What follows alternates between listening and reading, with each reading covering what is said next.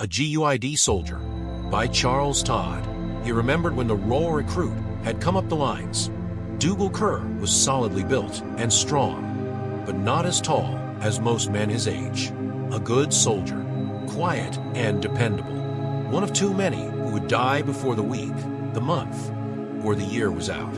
Rutledge made a point, as he always did, of speaking to the newcomer that night, asking him where he was from and a little about his family.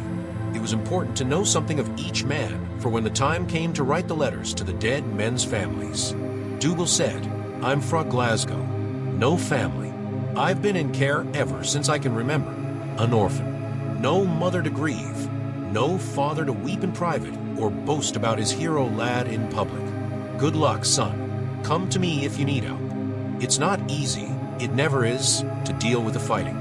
A broad and appealing grin spread across Dougal's face. "Thank you, sir, but I doubt I'll have trouble. I've always wanted to be a soldier." From time to time after that, Rutledge saw Dougal going about his duties with good grace and no complaints. Sergeant MacNab called him Laddie. Hamish, standing beside Rutledge one night as they watched the German lines across no man's land, spoke of Dougal as a G man. Others on the line took a fatherly interest in him.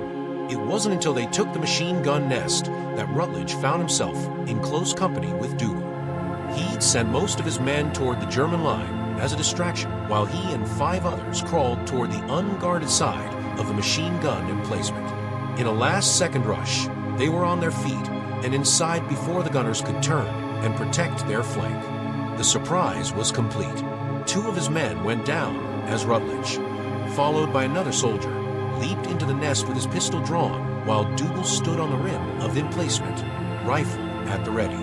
The gunner and his crew got slowly to their feet, shock on their young faces, their hands beginning to rise in surrender. But before Rutledge could speak to them, Dougal fired 5 times at nearly point-blank range, killing the Germans where they stood. Rutledge wheeled, shouting, "Enough of that!" But it was too late. His eyes met Dougal's, and in those eyes Rutledge saw an expression that for an instant disconcerted him. He leaned down to disable the machine gun before leading his men, carrying their wounded, back to their own line. Afterward, he asked Dougal why he'd shot the Germans as they were surrendering. "They're machine gunners, aren't they? Lower than the low." "Yes, that's what's said in the lines," Rutledge retorted impatiently. "But it doesn't give you the right to kill them out of hand." "No, sir," Dougal answered slowly, his eyes cast down in contrition. "I got carried away a bit, the excitement and all." There was nothing else Rutledge could say. No one else had seen what he had seen.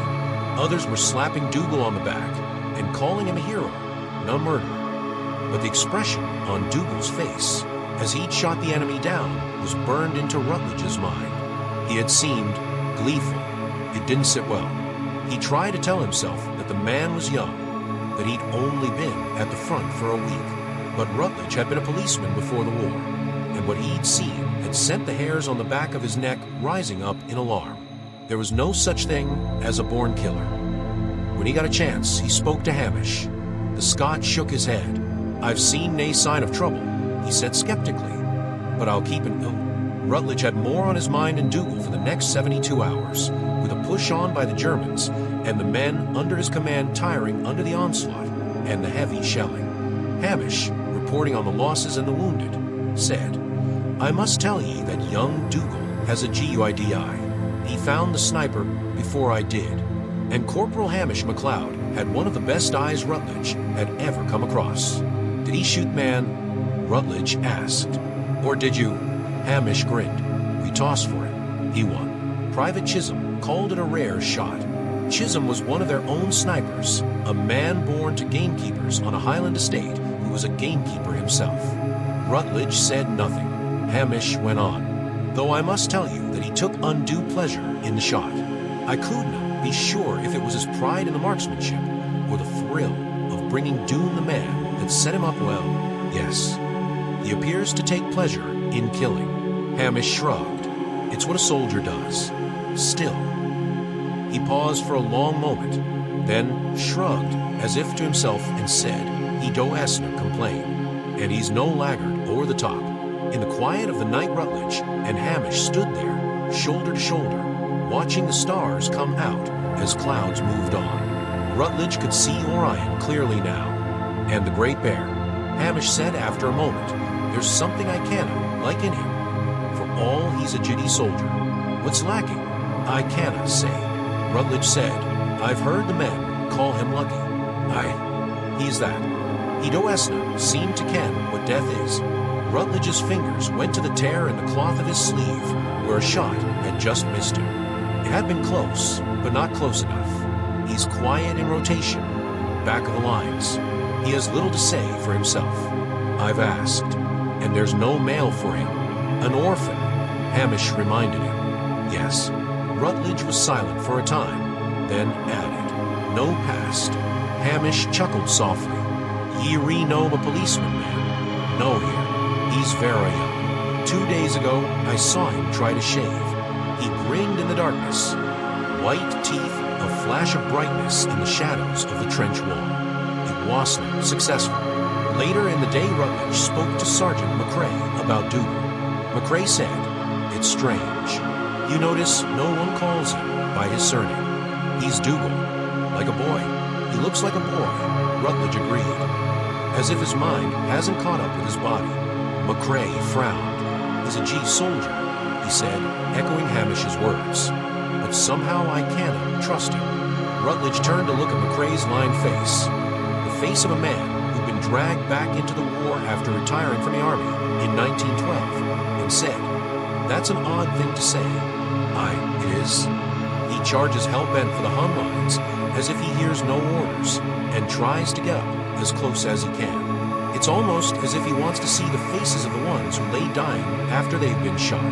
He's likely to get himself shot being SA stupid, and we'll have to send other men out to bring him back. I do nam care for foolishness. He stopped to listen to the sounds of distant fire, then turned to his men and called to them to be watchful. "But he's a Guid Soldier," he repeated, as if trying to convince himself of the fact. When Rutledge spoke to Dougal about his rash charges and the danger they represented to others in the company, the boy grinned and said, "I hit more that way," as if he were keeping count. "There were 16 yesterday. I made sure of each kill." And then he said, as if perplexed, "I'm not sure why I like it so much, but there's something about fighting that makes me happy."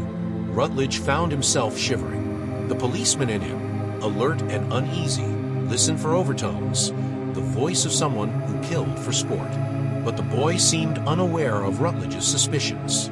If anything, he seemed surprised by his own admission and eager to examine it further. There were days when Rutledge watched Dougal and debated with himself about speaking to his commanding officer about the boy. But Dougal had done nothing wrong, nothing that could support Rutledge's concerns. Still, a small voice inside his head asked him how well Dougal would adjust to civilian life again after the war. Would he continue doing what he loved best back home, ultimately ending up being caught and hanged by Scotland Yard? Or would his taste for killing end with the war? There were no answers for any of his questions, and no time for them. They were under attack again. The Germans were probing under cover of their artillery, testing the British lines to the north of their position. In a strong counterattack, the British took back the yards the Germans had gained, then counted their dead. They had brought back all of their men except one, Maxwell, who hung on the wire. The 2 men sent to retrieve him were shot down and had to crawl painfully back to safety. He's twitching, but for all I can see, he's dead.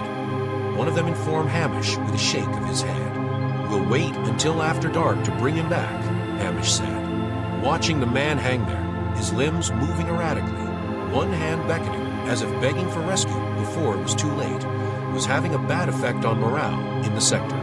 Maxwell was well-liked. Death was one thing. They had grown used to it. But helplessly watching one of their own suffer was another. For the young recruits who had just come to the front, it was appalling. One sat down, head in his hands, and wept. Another cursed steadily, as if damning the man on the wire. That night, Sergeant McCrae sent another 2 men out to attempt to bring him back. Both died in a hail of bullets from behind the German lines. It was one of the worst days of Rutledge's life. He watched the dying man and prayed to God that it would be over soon. Finally, another soldier volunteered to try and bring him in, but McCrae refused to let him. Hamish, leading the soldier away, said for all to hear, sometimes when the brain is shot, the heart keeps beating. He doesn't know he's twitching. He doesn't feel it. I wish someone would shoot him and put him out of his misery. Why don't the Germans do it for us? Someone said, his voice tight with anger. It's no in their nature to be merciful, the sergeant snapped. Hamish said, as long as he keeps hanging there, they know we'll keep sending more men out to try bringing him in. They've done for 4 of us already.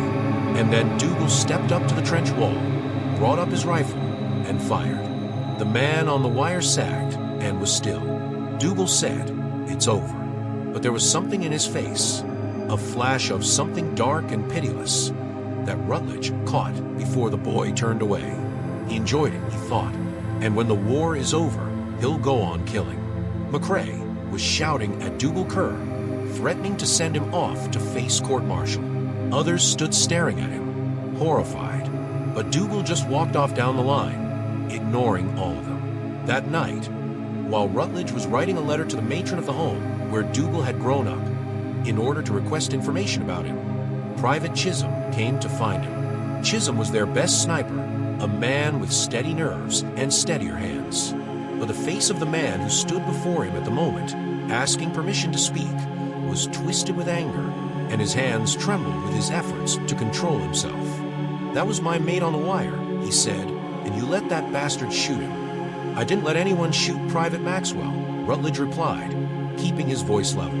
It happened before any of us could have prevented it. Then, why hasn't he been sent for court-martial? That was murder. Sergeant McCrae is taking up with the major, but the general feeling is that it was an act of mercy. The Germans were using Maxwell to draw us out, and he was dead. The 2 men who came back after the first try said he had been shot in the head and was not responding. He was alive. That's what everyone says. He was alive. We don't shoot our wounded, but they have been shot more than once, Rutledge could have answered. Perhaps not like this case, but men who couldn't be brought back, who lay in the shell craters and screamed for release. It had been done, but that would have been no comfort to Chisholm. What am I to tell his family? Chisholm demanded. How am I going to face them? He was on the point of breaking down, his voice unsteady. I'm to marry his sister, for God's sake. What am I to tell her? That he died in battle, Rutledge said. I've already written to them.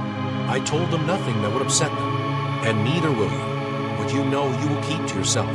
I can't. You're telling me to condone what Dougal Kerr did. I'm telling you that whatever you may feel about him, you will spare the family of a man who died for his country. Rutledge's voice was cold. Is that understood? Chisholm was silent for a time, as if replaying the words in his mind. Then he took a deep breath and said, Yes, sir. I understand. I won't let them hear this. I swear. He was on the point of turning away when he asked, What do you think headquarters will make of this? They're too busy worrying about Verdun, Rutledge said frankly. The French aren't holding, and something has to be done. Yes, that makes sense then, Chisholm answered, nodding. Then he was gone in the darkness. Rutledge finished his letter concerning Dougal and sent it off by runner. Then he stepped out into the night, looking for Chisholm. But the man was already asleep, his head on his arms. Would Chisholm get over it? Or would Maxwell's death become a festering sore in this tightly knit company of men fighting to hold on to inches of land, all the while fully aware that most of them would become cannon fodder if another big push came? Maxwell's body had been brought in after nightfall, and was clear that he wouldn't have survived even if he'd been retrieved and sent back to hospital. Half of his head had been shot away.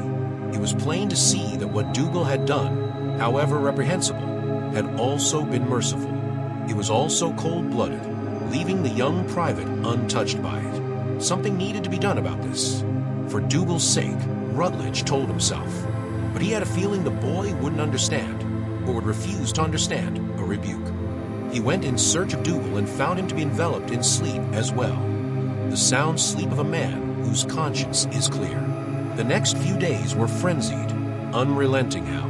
Rutledge had no time to think about Dougal or to discuss the situation with anyone. It was on the last attack of the day that Rutledge found himself making a futile, hopeless charge across no man's land toward the German lines with Dougal, Hamish, and another man from the ranks.